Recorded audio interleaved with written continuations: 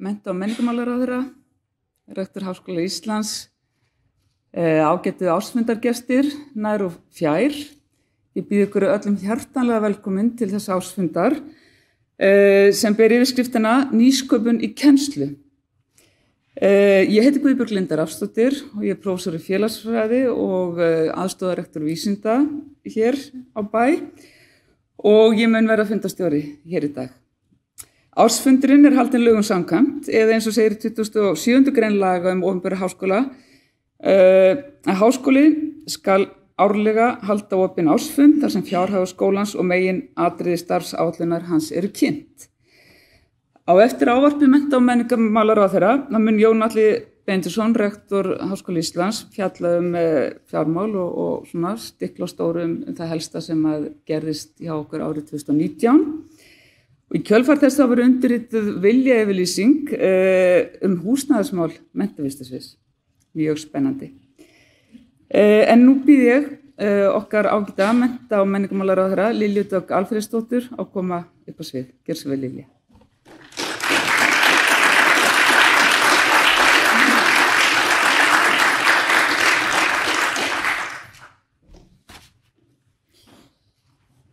Rektor, starfsmenn Háskóla Íslands, stúdentar og aðrir ársfundargestir. Það gleður mig að vera hér í dag og við séum hér komin saman eftir það sem á undan gengið.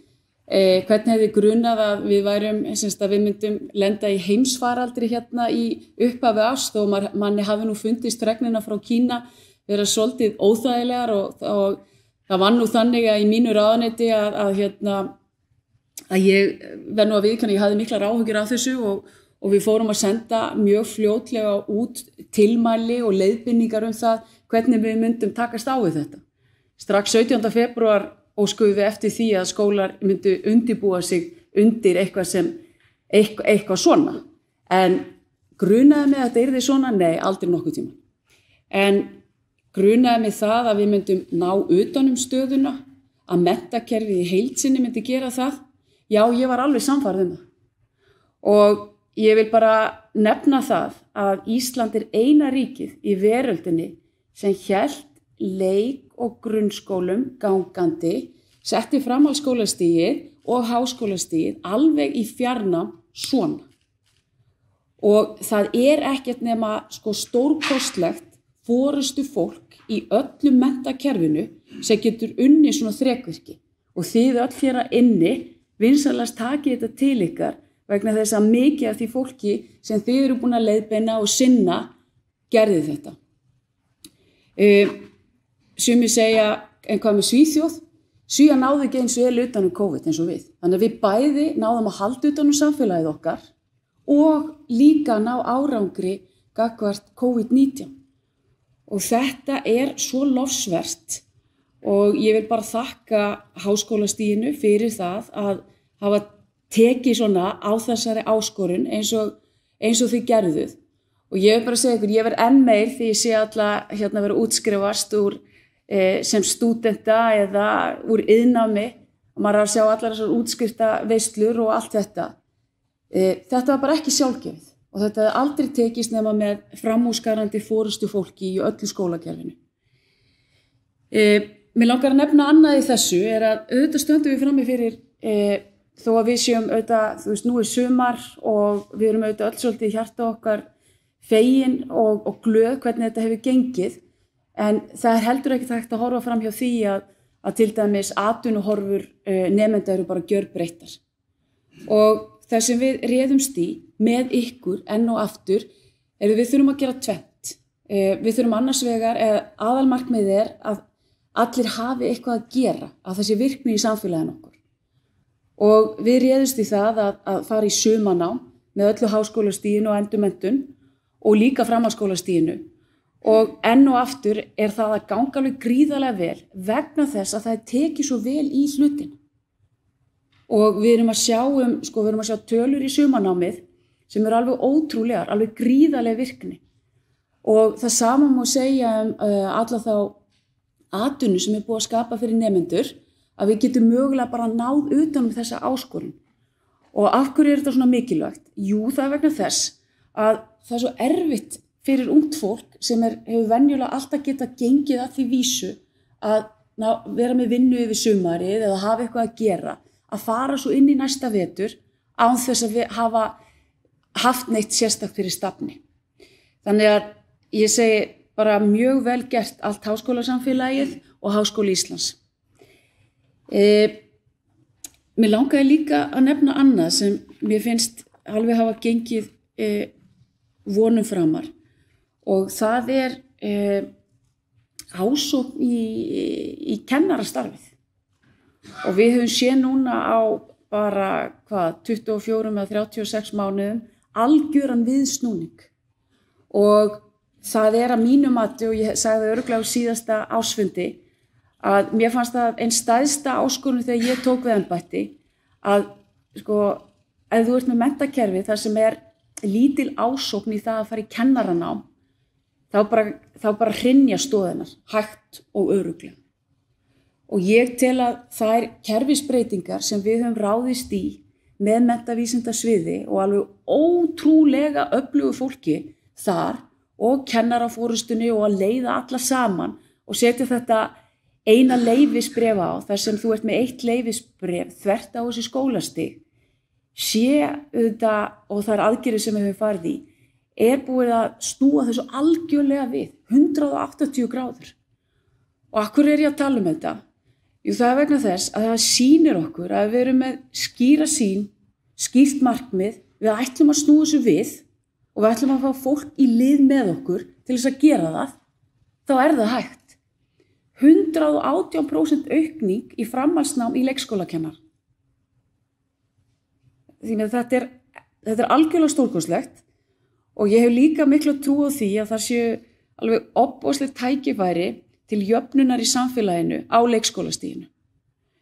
Það að fara í snemmtaka íhlutun og aðstoða börn sem sýna mögulega fram á námsörðuleika eða þau séu bara ekki í það góðri félagslegri stöðu, að þá kemur bara leikskólastigi þar bara alveg ofboðslega öflugt inn. Vegna þess að ég hef ekki hitt kennara sem segir, veistu það Lilja, ég get séð það bara á fyrstu 3 dögunum. Á fyrstu 3 dögunum hverjir þurfa á sérstakri aðstoð að halda. Og þarna þetta samspil með einu leyfisbréfi, leik, grunn, framhalds, algjörlega frábært. Og þannig að ég svona enn og aftur afskaplega þakklátt þessu samstarfi sem mennta- og menningarmálaráðuneytið á við lykil aðila. Næst langaði mig að segja að annars ég tel að sé alveg gríðarlega mikilvægt fyrir jöfnuð og jöfn tækifæri. Það þetta námslánakerfið okkar og það tókst í gær að fá samþykkt á Alþingi Íslendinga að breyta lánasjóð íslenska námsmanna yfir í menntasjóð námsmanna. Og þetta algjör tímamót vegna þess að þarna erum við enn og aftur að köllum saman alla að borðinu og ég fékk helstu lánasérfræðingar landsins sem eru með lánamál Ríkissjóðs Íslands, gömlu félaga mína og Seðlabankanum og ég sagði við þá, það hlýtur að vera hægt að gera þetta með skilvirkari, gagnsærri og sanngjarnari hætti. Og í gamla kerfinu var það þannig að sumir voru að fá 85% niðurfellingu raun og veru því sem þeir lögðu í. Og það sem við höfum gert núna, við höfum jafnað þetta og þetta miklu framhlaðnara og nemendur þegar þeir eru búnir með námið þá skulda þeir í 98% tilfella kerfið betra fyrir nemendur. Og þetta gríðarlega mikilvægt vegna þess að ef þetta þannig eins og búið að vera að námsmenn voru bara hættir að taka námslán, þá erum við að mínu mati ekki að búa til jöfn tækifæri í þessu landi. Og við sáum það í kerfinu að þetta var bara aðsókn í námslán bara hérna, en atvinnuþátttaka bara hérna. Og ég til að þessi mikla atvinnuþátttaka, auðvitað hún, þá sjáum við með mjög marga sem eru virki nemendur. En á móti kemur að ég tel að þetta bitni á gæðum. Ég nú bara þannig gerðara, ég hef alltaf haft mjög erfitt með þó þessi mjög margir sem gera það, en ég ætti alltaf mjög erfitt með að vera í 100% starfi og 100% vinnu eða eitthvað svona. Ég bara, þú veist, það bara, þetta flókið og þetta býr til rosalegt álag á samfélagið. Og við eigum líka bara að, þú veist, nemendur eiga að hafa svigrúm og rými til þess að læra á öllum skólastigum. Svona til gama, sko, þegar ég var hérna í Háskóla Íslands, ég náttúrulega tók þessu öllu alveg rosalega alvarlega. Mamma grínaðist oft með það, sko, þú veist, ég þorði varla að anda þegar ég var að labba fram hjá herberginu. Það var bara, það mátti ekki trufla mig.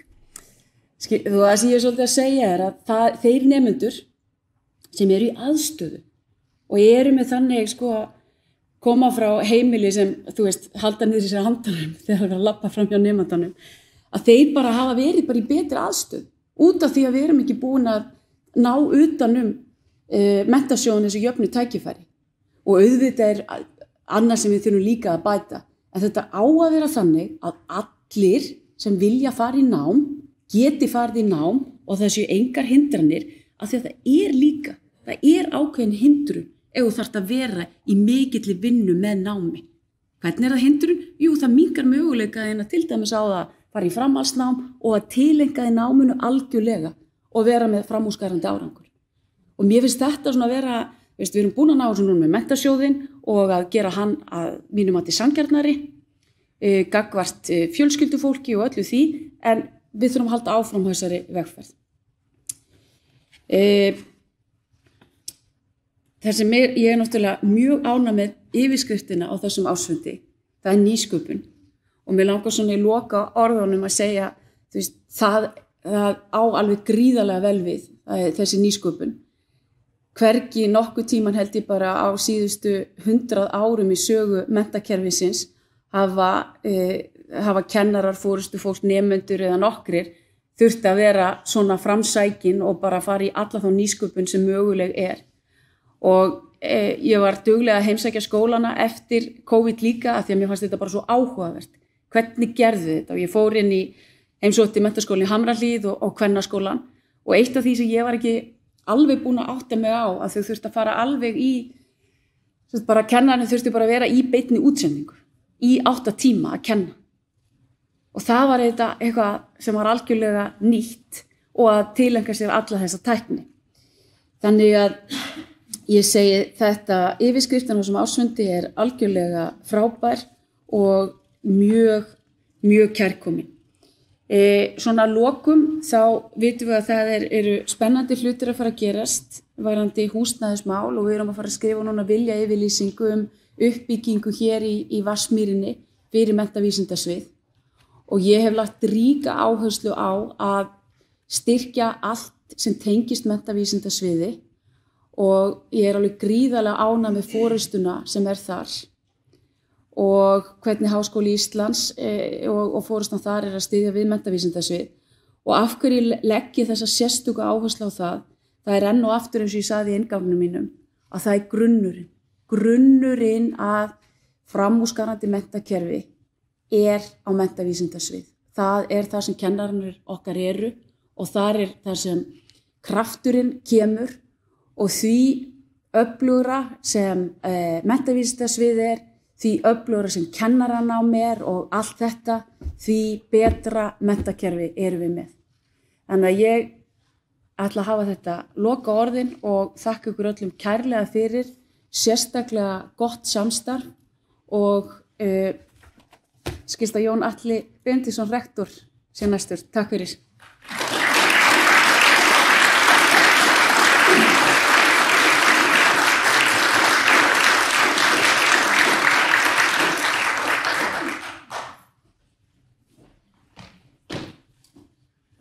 Við ætlum aðeins að breyta hér dagskránni, við ætlum að byrja á því að undirrita viljayfirlýsinguna svo að bara því sé lokið. Ég býð þá Lilju að koma aftur og Kolbrúnu Pálsdóttur, forseta menntavísindasviðs.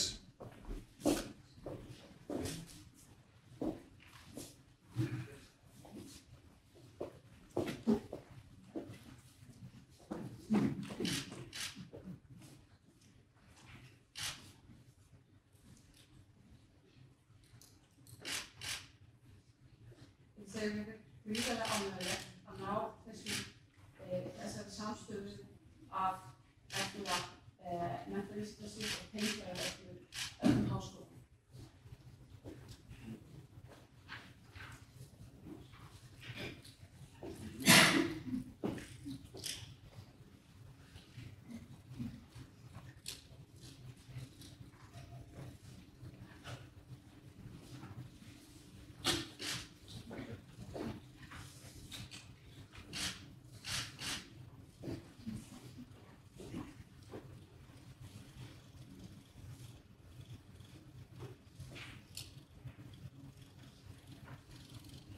Þetta var eitthvað svona.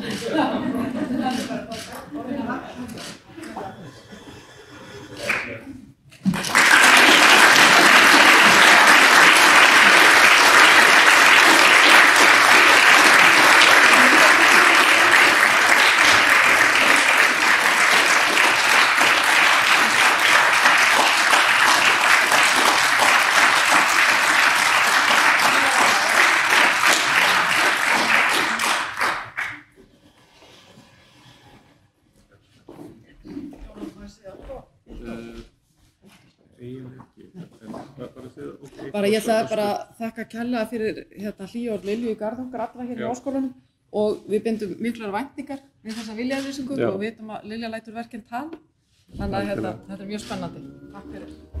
Takk kærlega fyrir og bara mennta- og menningarmálaráðherra, fyrrverandi rektor, góðir ársfundagestir og ég vil bara taka undir þau orð sem hér hafa fallið. Þetta er gríðarlega stórt skref hér sem stigið hefur verið og Kennaraháskólinn og Háskóli Íslands sameinuðust 2008 og það er sérstaklega ánægjulegt að Ólafur Proppi, fyrrverandi rektor Kennaraháskólans, skuli vera með okkur hér í dag vegna þess að það var alltaf stefnt að því að starfsemin myndi flytjast hingað á háskólasvæðið og við sáum gríðarleg tækifæri í því að það myndi gerast. Það hefur dregist og það eru ýmsar ástæður en ég vil nú sérstaklega þakka Lilju fyrir að eiga frumkvæðið að því að skrifa undir þessa viljayfirlýsingu og setja aukinn þunga í málið vegna þess að við viljum klára þetta. Þetta er í stefnu Háskóla Íslands 2016 til 2021 sem við kallum HÍ 21 og við teljum að við munum ekki ná fullum árangur þarna nema með því að samþætta starfsemina hér á einum stað. Svo bara innilegar þakkir og til hamingju með þetta. Þetta er glæsilegt og ég mun aðeins koma inn á þetta á eftir í mínu stutta ávarpi en ég hef hér 15 mínútur og það er þess vegna sem ég vildi flýta mér hérna áðan. En ég ætla semst eins og Guðbjörg Linda sagði að fara aðeins yfir þá starfsemi Háskóla Íslands og nefna fjármálin. Við erum hérna með lykiltölur enn og aftur starf Háskóla Íslands síðastliðin 5 ár og ég vil bara vekja athygli ykkar á þeim. Þetta er mikilvægt, hérna er til að mynda árið 2019 í hnotskurn og ég ætla að stikla hér mjög á stóru ársverk starfsfólks til að mynda 1653, fjöldi skráðra nemenda rúmlega 13.000, við höfum séð aukningu núna undanförnum árum, brautskráningar 2854 og þar af brautskráði doktora 91 sem er nýtt met sem bara var alveg frábært. Síðan höfum við séð að svokallar ESI-birtingar í ritrýndum vísindaritum á alþjóðlegum vettvangi, þær eru 1117 og við sáum 16% aukningu þar og síðan tilvitnunum hefur fjölgað 12%. En það eru ýmsar nýjar upplýsingar í þessum bæklingi sem ég vil bara sérstaklega nefna hér. Til að mynda erum við að taka ýmislegt sem tengist á stefnu Háskóla Íslands inn núna og ég vil vekja athygli á starfsumhverfiskönnunum okkar. Hér er til að mynda mannauðinn, þetta er könnun sem við tekið á 2 ára fresti og birtum í fyrsta skipti í lykiltölum. Við erum að sjá aukningu í starfsánægju sem er mjög jákvætt. Á 4 árum jókst hún 6% eða 8%, það er 6% sem er mjög glæsilegt. Svo erum við líka með upplýsingar sprota, nýsköpun, bara sem dæmi, hvernig sprotafyrirtækjum Háskóla Íslands hefur fjölgað. Þá er þetta sprotafyrirtæki starfsfólks. Og við sjáum það á 5 árum, þá fjölgar þeim 5, sem er bara mjög flott og við erum að reyna að fóstra þetta vel. Svo ég bara nefni þetta er í lykiltölunum. En ég ætla aðeins líka að ræða fjármálin og fjármálastjórnun Háskóla Íslands er traust. Það er alveg á hreinu. Og hér eru drög að ársreikningi en þetta er nokkurn veginn bara endanlegt yfirlit yfir ársreikninginn og við sjáum hérna, þetta 2019 í samanburði við 2018, varðandi tekjurnar, þá var hækkun á framlögum ríkissjóðs tæpar 200 milljónir, 15,175 milljarðar. Aðrar tekjur jukust verulega tæplega 900 milljónir, voru 7,566 milljarðar. Tekjur eru því samtals 22,7 milljarðar. Gjöldin, þau voru samtals 22,6 milljarðar og urðu heldur hærri heldur en árið áður, þar sem voru 21,17 milljarðar og þess vegna afkoma af reglulegri starfsemi háskólans, hún var 101 miljón í plús í samanburði við 456 milljónir árið áður. Og síðan ef við lítum á fjármunatekjur, þá voru þær 42 milljónir, áhrif af rekstri hlutdeild á dótturfélaga 289 milljónir og þarna munar mest Vísindagarða Háskóla Íslands og afkoma ársins með þá þessu tekið inn eru 433 milljónir. Eignir skólans, og hér ekki talið með húsnæði sem er í vinnslu að skoða hvernig það kæmi inn í efnahagsreikning, eignir samtals 11,9 milljarðar, skuldir 7,1, svo eigið fé 4,8 milljarðar. Svo að ég tala ekki meira þetta nákvæmlega en Jenny hér fjármálastjóri og tilbúin að svara spurningum með þær komaði. En mér langaði að fjalla aðeins stefnu Háskóla Íslands og nú það þannig að við settum stefnu hér 2016-2021, svo kallið HÍ21, settum hana fyrir rúmum 4 árum og höfum verið að innleiða hana og vorum með svo kallan akkerisfund í gær og fórum aðeins yfir stöðu stefnunar og innleiðingarnar. Og í stefnunni þá leggjum við áherslu á að Háskóli Íslands grundvallarstofnun í íslensku samfélagi og við nýtum, eins og Lilja var að tala við nýtum stefnuna sem leiðarljós. Við höfum markmið og við vinnum eftir þeim. Og þetta var stefnumótun sem var unnin í miklu samráði, bæði innan og utan háskólans og við erum stolt af henni. Og ef við skoðum heildarmyndina af stefnunni, þá yfirheitið að Háskóli Íslands vill vera háskóli í fremstu röð, síðan höfum við 4 kafla, rannsóknir, nám og kennslu, virk þáttaka og síðan byggist þetta allt á mannauðnum og síðan byggist það á fjármögnun. Og þetta innleiðingarferlið, ef við horfum á það, og við erum hérna alveg þarna út við endan, innleiðingar ár 4, vorum að klára það og vorum með akkerisfund og erum núna í rýni og erum að undirbúa næstu stefnu.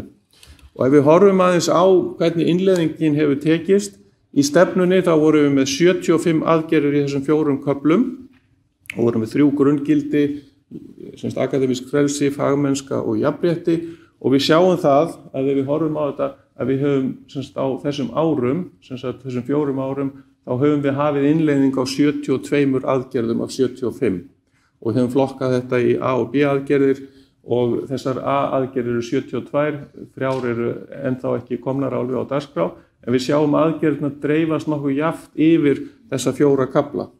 Og við höfum verið að vinna í því að gera þetta upp, hvernig gengur, og við höfum líka spurt starfsfólkið og við sjáum það hérna bara lengst til hægri í spurningakönnun okkar hvort þessi stefna hafi haft áhrif á starf Háskóla Íslands, jákvæð eða neikvæð, þá sjáum við að akademískt starfsfólk 54% þeirra segja að stefnan hafi haft jákvæð áhrif og sama gildir starfsfólk í stjórnsýslu og við erum mjög ánægð með þetta.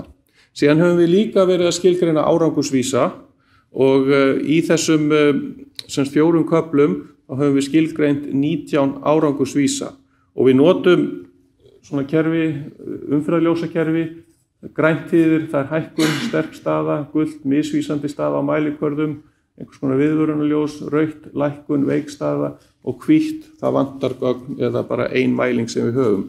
Svo við sjáum hérna yfirlitið, en mér langar hérna aðeins bara að fara yfir hvern kafla fyrir sig. Og við höfum líka notað þetta umferðarljósakerfi á aðgerðirnar sem við höfum. Og ef við kíkjum á kennsluna, sem bara tengt á þessum sem við höfum hér á þessum ársfundi, þá sjáum við að 3 af 4 árangursvísum eru grænir, 1 gulur og 1 hvítur, en 12 af 20 aðgerðum eru grænar. Og það eru alls 34 umbótaverkefni sem voru þarna í kennslunni sem við unnum á þessum tíma og við sjáum að 54% starfsfólks telur HÍ 21 hafa mikil áhrif á kennslu, 66% akademiskra starfsmanna segja að þessi meiri stuðningu í kennslufræði sem er mjög jákvætt, 80% akademiskra starfsmanna sjá meiri upplýsingatæknivæðingu í kennslu en síðan er vandamálið, það er rauða ljósið, að 86% akademiskra starfsmanna kvarta yfir álagi tengt kennslu. Það hafi ekki minnkað sem er mjög mikið viðvörunarljós. En við sjáum, sem okkur finnst líka mjög jákvætt, að námsánægja grunnnema, hún er hérna 83%, hérna hún eftir mismunandi sviðum, hún hefur verið að vaxa, en svo er aftur því miður námsánægja meistaranema og doktorsnema, hún hefur minnkað og við þurfum að fara yfir það. Síðan varðandi rannsóknir, þá eru 4 af 5 árangursvísum grænir, 13 af 20 aðgerðum grænar, 46% starfsfólks telja jákvæð, semst HÍ 21 hafa jákvæð áhrif á rannsóknir, 68% starfsfólks er mjög ánægt með hjálpið umsóknir og undirbúning umsókna, bæði innlendra og erlendra, og 54% akademiskra starfsmanna fagna áherslu okkar á rannsókna innviði sem við höfum verið að fjárfesta í og við höfum notað einmitt aldarafmæli sjóðinn sem er stuðningur frá ríkisvaldinu til þess að styðja við þessi umbótaverkefni. Og í rannsóknunum höfum við 35 umbótaverkefni og það er mjög ánægjulegt frá því að segja að við sjáum að sértekjur á hvern akademískan starfsmann þær hafa verið að vaxa frá 2015 til 2019 úr 3,9 milljónum upp í 5,9 milljónir. Svo þetta er glæsilegt. Varðandi virka þáttöku þá eru 3 af 5 árangursvísum grænir, 9 af 16 aðgerðum grænar. 42% starfsfólk telja jákvæð áhrif HÍ 21 á þáttöku í samfélagi, 54% akademiskra starfsmanna sjá aukna miðlun til almennings, 42% akademiskra starfsmanna sjá aukinn stuðningu í nýsköpun og hagnýtingu, en síðan er rauða ljósið að 62% akademiskra starfsmanna er ekki sátt við hversu vel metið er framlag til samfélags innan háskólans, samfélagsvirkni, og þetta er eitthvað sem við erum að vinna í en við þurfum að taka alvarlegra. Og hér eru alls 24 umbótaverkefni. Síðan að síðustu varðandi mannauðinn, þá eru 2 af 3 árangursvísum grænir, 13 og 19 aðgerðum, 38% starfsfólks telja jákvæð áhrif stefnunar á stuðningu við mannauð, 60% starfsfólks telur meiri stuðningu við jafnrétti en áður, 50% starfsfólks telur stjórnun innan skólans betri en áður, en síðan eru neikvæðu atriðin 48% akademiskra starfsmanna telja að háskólasvæðið og samgöngur styðji ekki við starfið og 46% akademiskra upplifa streitu oftast eða alltaf. Og þetta eru atriði sem þurfum að taka á. Síðan er bent á að kynjamunur nemendahópsins er mjög mikill. Við höfum séð það og þetta er eitthvað sem við þurfum að taka á. En hér eru alls 34 umbótaverkefni. Svo við erum með vel yfir 100 umbótaverkefni og við erum að sjá ótvíræðan árangur. Svo ég vildi bara nefna þetta. Akkerismundurinn var frábær, þetta er besti akkerismundur sem við höfum haft, en við höldum áfram og þurfum að setja nýja stefnu. Háskóli Íslands starfar ekki bara í Reykjavík, hann starfar um all land og er með mjög miklar alþjóðlegar tengingar og mér langaði að nefna hér starf rannsóknasetra Háskóli Íslands á landsbyggðinni og við erum með 9 rannsóknasetur sem dreifast allt um landið. Það eru 37 starfsmenn á rannsóknasetrunum voru á árinu 2019 í 22,5 stöðugildum og velta þeirra var tæplega 300 milljónir króna. Og markmið setrana er að stuðla að rannsóknum, menntun og leiðbeiningu framhaldsnema víða um land. Það er rík áhersla á virka þáttöku og ég vil geta þess sérstaklega starfsemi í Vestmannaeyjum er nú að hefjast að nýju. Við höfum beitt okkur fyrir því, þar var setur á sínum tíma og framundan er þetta eitt sem mennta- og menningarmálaráðherra hefur beitt sér fyrir er að Breiðdalssetur verði hluti rannsóknarsetra Háskóla Íslands bæði þá í náttúruvísindum og hugvísindum. Síðan staða Háskóla Íslands á alþjóðlegum vettvangi, hún mjög sterk og ég vil nefna til að mynda aftur úr lykiltölunum þegar við horfum á tengingarnar, þessar alþjóðlegu tengingar að árinu 2014 þá var 70% greina hér við Háskóla Íslands samdar með þá erlendum aðilum eða aðilum sem starfa erlendis. Þessi tala orðin 77% á síðasta ári, svo við sjáum að það mikil aukning. Staða Háskóla Íslands á alþjóðlegum matslistum mjög sterk. Við mælumst víða, erum eini íslenski háskóli sem mælist bara eiginlega á flestum listum, þar á meðal þessum stóru, Shanghai Academic Ranking of World Universities og Times Higher Education World University Rankings, og það sem lykilatriði að þessi röðun endurspegla mikla breidd. Og það sem mér finnst sérstaklega áhugavert hér, að þegar við skoðum matslista yfir einstök svið eða einstaka fræðigreinar, og nú hafa Times Higher eða THE og Shanghai AR2 á síðustu 3 árum verið að mæla þetta. Og það sem við sjáum það að Háskóli Íslands hefur öll sín fræðasvið í topp 500 sem alveg bara meiri háttar, og einstakar greinar þær mælast mjög ofarlega. Og það sem líka mjög skemmtilegt að sjá að þessi alltaf að fjölga sviðunum sem mæld. Svo við sjáum sem hérna Shanghai, förum úr 8 upp í 14, Times Higher 6 upp í 8, svo það vöxtur þarna og þetta mjög glæsilegt starf. Við erum líka í mörgum ýmsum háskólanetum, þar á meðal í þessu svokalla Aurora-neti, háskóla í Evrópu, og hér vil ég nefna sérstaklega að Aurora-netið vinnur núna að svokallaði European Universities umsókn, sem að tengjast betur þá saman formlega að fá stuðning frá Evrópusambandinu, þannig að sé hægt að eiginlega kenna meira saman, stunda meiri stúdentaskipti, og Aurora sótti stuðning til Evrópusambandsins núna fyrir nokkrum mánuðum í febrúar, og við fáum að vita niðurstöðuna úr svokallaði Aurora Alliance umsókn, og hér eru sem sagt háskólarnir sem taka þátt í því innan netsins og nokkrir fyrir utan. Og við fáum niðurstöðuna núna í byrjun júlí, og síðan þetta aðalega áhersla á sjálfbærni, nýsköpun og samvinnu, en síðan verður líka rannsóknar áhersla í sérstakri umsókn. Það sem ég líka mjög stoltur af hversu margir erlendir háskólar vilja vinna með okkur. Og eitt af því sem við náðum á undanförnum árum, það var að fá fleiri samninga, og eitt samningur sem við náðum, sem við sérstaklega ánægðum með, var samningur við University of California kerfið, og það hefur tekið áratugi að vinna í þessum samningi, og hann loksins náðist. Og nú erum við sem sagt búin að semja þannig við University of California, og þetta byrjar sem sagt ekki núna næsta skólaár, heldur það næsta, að 12 nemendur geta farið á mismunandi kampusa í háskólakerfinu í Kaliforníu, og þetta á nær öllum fræðasviðum. Og þetta bara alveg einstakt að við skulum ná þessu. Og síðan gerðum við samning líka við háskólan í Singapore, sem einn besti háskóli í heimi og einn besti háskóli í Asíu þar að leiðandi.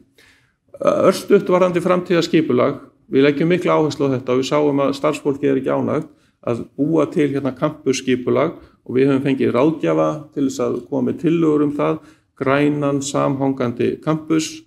Við erum með byggingaframkvæmdir í gangi, við erum búin að skila inn frumathugun til menntamálaráðuneytisins varðandi hús heilbrigðisvísindasviðs, 6.600 fermetra, nokkuð veginn allt sviðið þar mun rúmast, og það verður frábært, og ætlunin að það muni opna leið og meðferðarkjarnin verður opinn.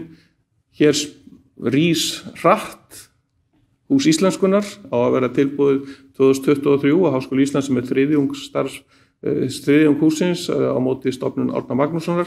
Þetta bara mjög ánægjulegt. Vísindagarðar Háskóla Íslands, þeir blómstra, og það margt þar í gangi, til að mynda gróska hugmyndahús mun opna núna bara mjög fljótlega, hýsa CCP, háskóla starfsemi, mun hýsa líka starfsemi vísindagarða, mun hýsa sprotasetur og auðnu tæknitorg, og þetta verður mjög spennandi. Svo þetta verður einhver þungamyndmiðja. Síðan stærsti stúdentagarður landsins, hann opnaði núna í febrúar, Mýragarður, og það eru 250 það bil stúdentaíbúðir, og svo verið að byggja hér stækkun við Gamlagarð, þar sem verða 70 stúdentaíbúðir og þetta teljum við vera mjög jákvætt. Svo vorum við búin að taka viljayfirlýsinguna sem ég fagna mjög og það sem ég ætlaði að nefna að við erum að tala þessa lóð hér sem laus lóð á vísindagarðasvæðinu. Hérna gróska, hérna Alvotech, hérna verður megin þungi svæðisins, hérna íslensk erfðagreining, hér stúdentagarðar, þarna mun allt iða af lífi. Þetta verður frábær staður og ef allt gengur eftir og til að mynda Listaháskólinn kemur hér, þá geti ákveðin samnýting verið og það er bara frábært. En aðalatriðið við erum svo ánað með þessa viljayfirlýsingu.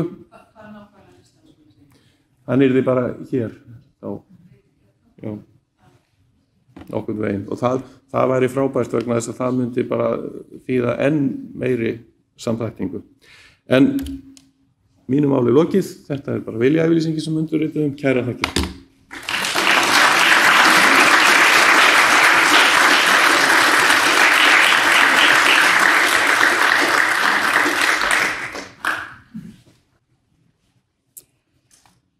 Já, ágætu ársfundargestir, þetta er sannarlega stundilega gleðjast, undirritunin frábær, takk aftur ráðherra. En við höldum áfram í dagskráni og næst með Steinunn Gestsdóttir, aðstoðarrektor kennslumála og þróunar, fjalla nýsköpun í kennslu og í kjölfar þess sjáum við stutt myndband. Og að því loknu þá mun Jón Atli Benediktsson afhenda verðlaun undir yfirskriftinni Frumkvæði og forysta.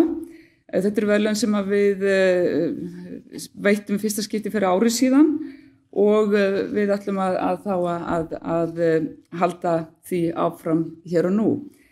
En Steinunn er ökklabrotin og ætlar ekki að leggja á ökklan að fara hérna í tröppurnar, þannig að hún mun flytja mál sitt frá borðin hér. Gjörðu svo vel, Steinunn.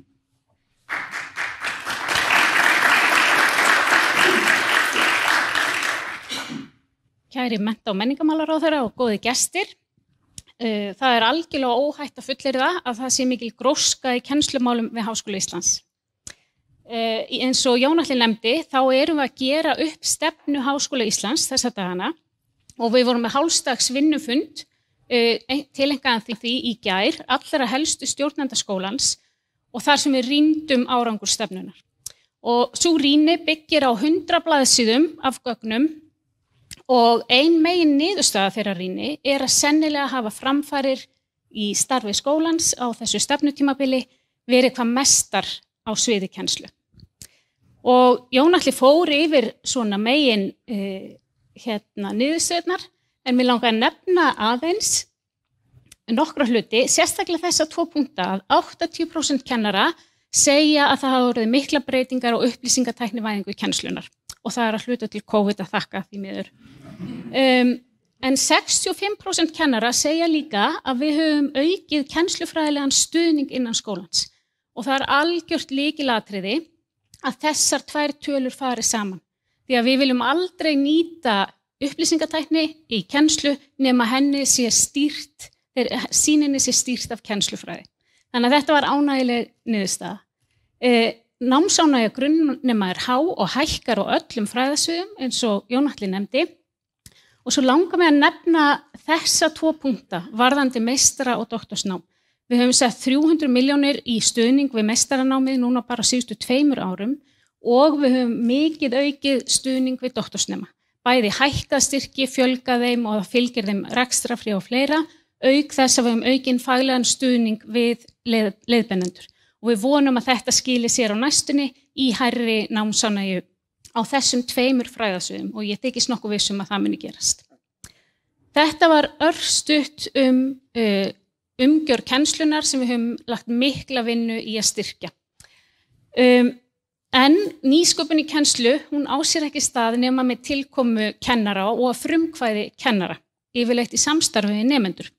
Og það við höfum lagt áherslu á líka að auka þá umgjörð og gefa kennurum bæði svigrúm og resursa til þess að þróa eigin kennsluhætti. Eitt stórskref í þá átt var að tvöfalda kennslumálasjóð.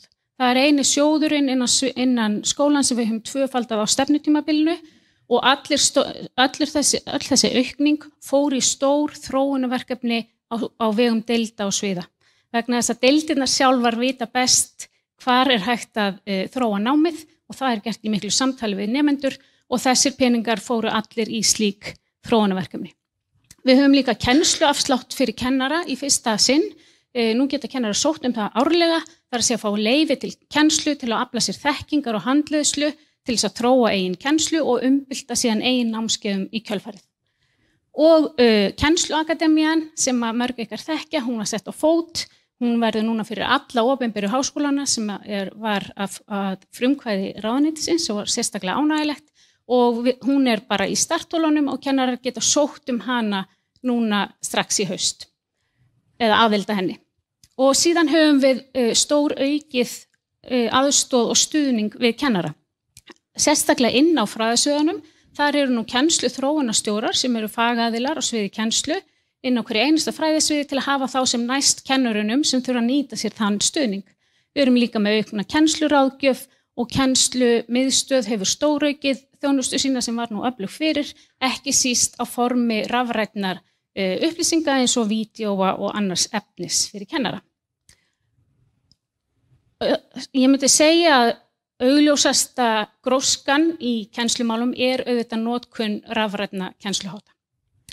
Og það kom sér aldeilis vel þegar COVID skall á að það var búið að vera að leggja áherslu á þessa uppbyggingu síðustu ár eða frá því allavega þessi stefna byrjaði í innleiðingu.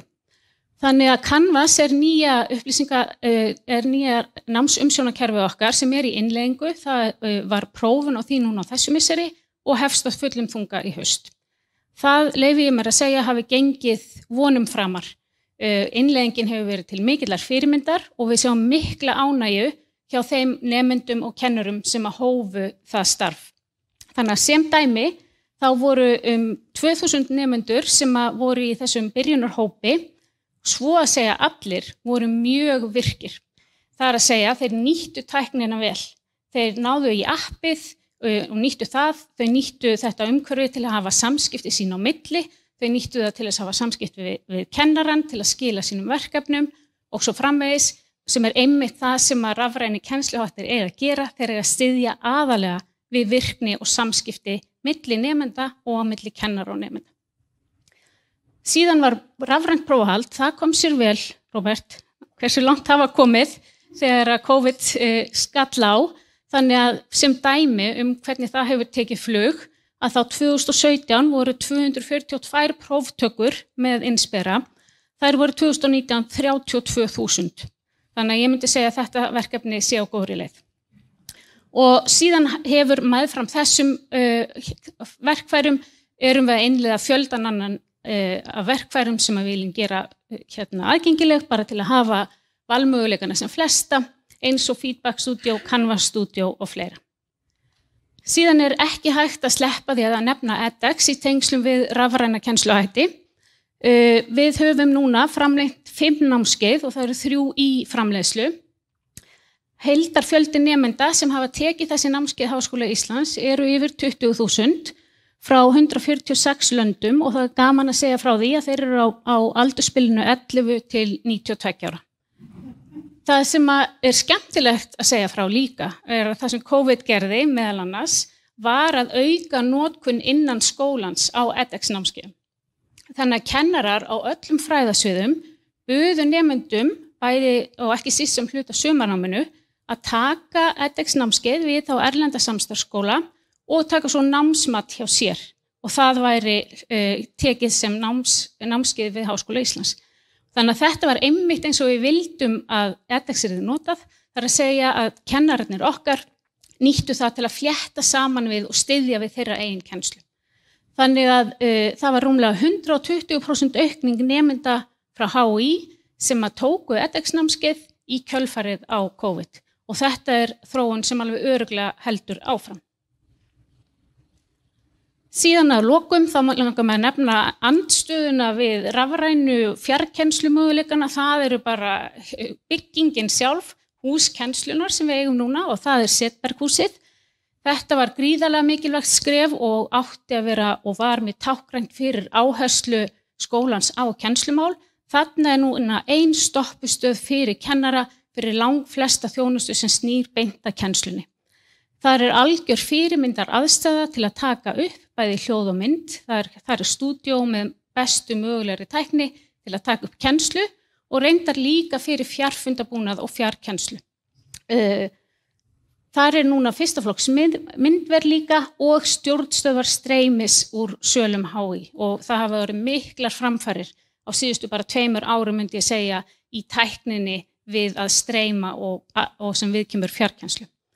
Þarna líka ritur, hugvísindasviðs og menntavísindasviðs og þarna höfum við ýmis þróunarverkefni, sérstaklega með þau eru á svona stefnumótunar stíinu, eins og sprettur sem þið þekkið og núna farin að stað, sem verkefni fyrir nemendur af erlendum uppruna sem við styðjum í gegnum menntaskólan og á fyrsta ári háskóla. Og fyrsti hópurinn kemur núna til okkar í haust að búa veljan. Þannig að ég held að ég geti staðið við það sem ég sagði í upphafi, að það mikil gróska í þessu málaflokki og við ætlum að sjá núna í kjölfarið á þessu stutt vídeo þar sem við heyrum í rektor, nemendum og kennurunum sjálfum. Takk fyrir.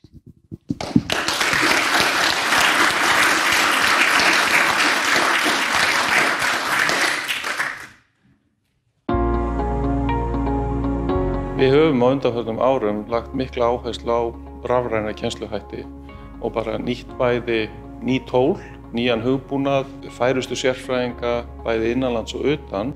Tæknin og tólin sem til staðar náttúrulega bara að koma í ljós að virka mjög vel og mjög fjölbreytt og eru bara til staðar til þess að færa skólan svona áfram í þessari þróun og þetta vonandi komið til að vera. Nemendur auðvitað eru bara á undan okkur hvað öll svona atriði varðar og auðveldara með að tileinka sér þetta held ég heldur en við í kennaraliðinu. Ég held að sé mjög mikilvægt að vera tæknilega sterk vegna þess að við náum til stærri hóps með því. Við erum líka á tímum þar sem tækni skiptir öllu máli. Við erum að taka skref áfram með aukin áherslu á rafræna kennsluhætti eins og podcastin eða krossaspurningar rafrænar til þess að meta betur hvar nemendur standa á hverjum tíma fyrir sig. Allt samt án þess að í rauninni ætla sér að breyta laganáminu í einhvers konar fjarnám. Við megum aldrei gleyma því að háskólar eru samfélög, svo við þurfum líka að tryggja það að kennslan sé ekki alfarið rafræn. Þetta bara tól sem við höfum í verkfærakassanum sem við munum nota. Ég held að fjarkennsla sé mjög mikilvægt fyrir nemendur vegna þess að þetta opnar háskólanám fyrir hópa sem annars hefðu ekki aðgang að það. Mesta breyting allt svona upplýsingagjöf og tileinkun upplýsingar á að fara fram utan kennslutíma á netinu en það miklu betra að nýta kennslutími til að vinna saman, ræða saman, fara yfir verkefni saman. Við þurfum að hafa fólki hjá okkur, við þurfum að tryggja það að við séum með nemendur í kennslustofunum, það sé umræða, það sé samfélag og það mun líka hjálpa okkur áfram. Í COVID var þetta að sjálfsögðu mikið átak og ég verð að segja að það gekk miklu betur en ég var að búast við. Mér fannst skólinn takast vel á við þessa krísu, ef við getum kallað sem svo, sem ég held að sé alveg viðeigandi. Þar hjálpaði til að skólinn var búinn að byggja upp svolítið búnað hérna, tækjabúnað til að gera það.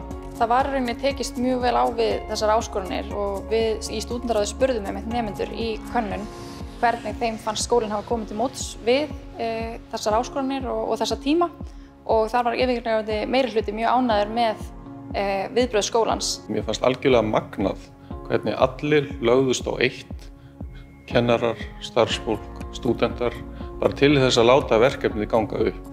Ef við hefðum ekki á undanförnum misserum og árum lagt áherslu á rafræna kennsluhætti og nýsköpun í þessu, þá hefðum við verið miklu verr sett. Ég held að það að þurfa að vera heima að læra svona mikið og hafi ekki kostaði að koma í skólan og læra með svona samnemendum þínum hafi gert það að verkum að nemendur kunna enn frekar að meta það að geta komið í skólan og eiga hérna aðstöðu til þess að læra og það þarf að búa vel þessa aðstöðu áfram en þeir hafi líka kunnað að meta fjölbreytnina í því að geta síðan haft valið að vera bara heima, sinna náminu þar og hafa svona meiri frelsi í því hvernig þeir haga sínu svona námsskipulagi og námsfyrirkomulagi. Reynslan af þessum breytingum sem við höfum farið í gegnum í tengslum við faraldurinn mun örugglega nýtast okkur í framhaldinu. Draumastaðan í háskóla sem væri með allt auðvitað bara frelsið og fjölbreytileikinn og að skapa umhverfi sem allir geta þrifist í og geta aðlaga sér sjálfum og ég held að það sé klárlega eitthvað sem við séum að sjá gerast núna bara á næstunni.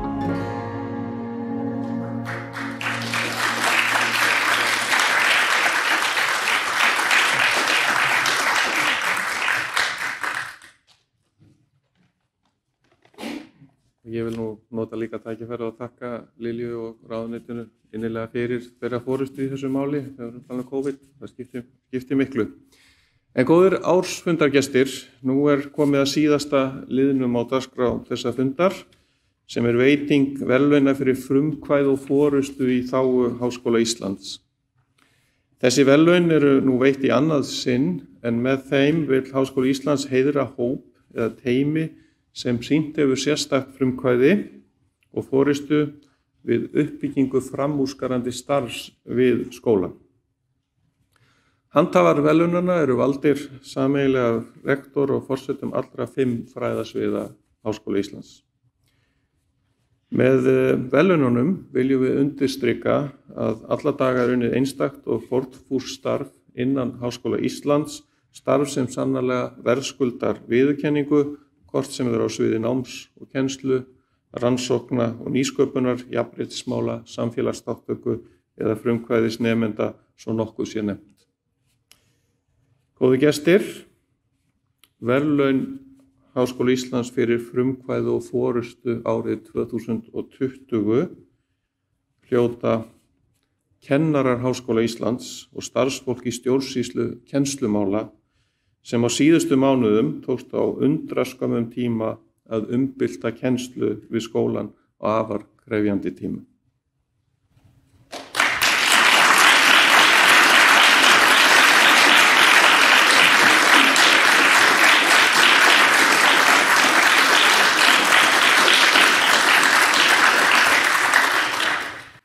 Eftir að hafa fengið það risavaxna verkefni í fang að færa bókstaflega allt nám, alla kennslu og öll próf og annað námsmat á rafrænt form, þegar almennt samkomubann ríkti í íslensku samfélagi, sýndu kennarar og starfsfólk stjórnsýslu Háskóla Íslands alla þá kosti sem þessum verðlaunum ætlað að hampa.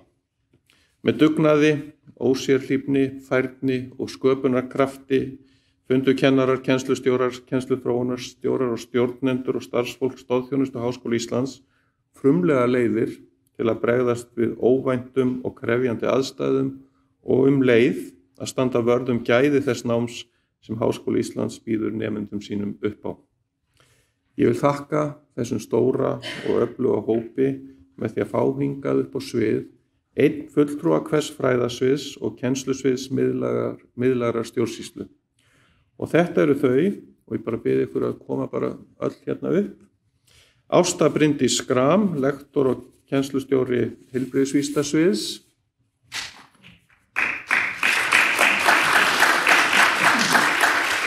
Margrét Sigrún Sigurðardóttir, lektor og kennsluþróunarstjóri félagsvísindasviðs. Matthew Welton, prófessor og kennsluþróunarstjóri hugvísindasviðs. Ragný Þóra Guðjónsson, lektor og formaður kennslunefndar menntavísindasviðs. Róbert H. Haraldsson, prófessor og sviðsstjóri kennslusviðs miðlægrar stjórnsýslu. Og Sigdís Ágústsdóttir, kennslustjóri verkfræði og náttúruvísindasviðs.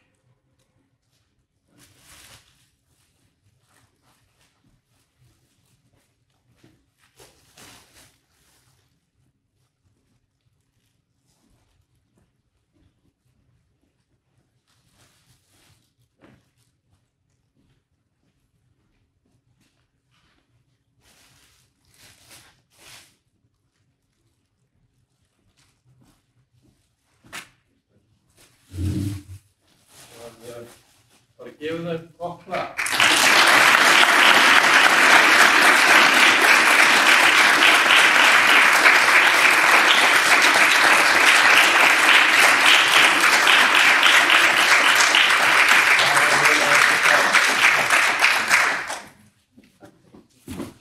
Takk kærlega fyrir, Guðbjörg Linda.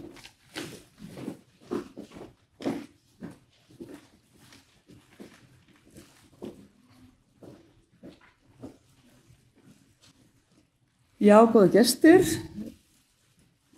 Leið ég þakka öllum þeim sem undirbjuggu ársfundinn, þeim sem hafa tekið þátt hér í dag og ekki síðast en ekki síst, þeir sem hafi verið með okkur hér. Þá slít ég fundinum og býð ykkur jafnframt að þiggja veitingar hér fyrir framan. Takk fyrir.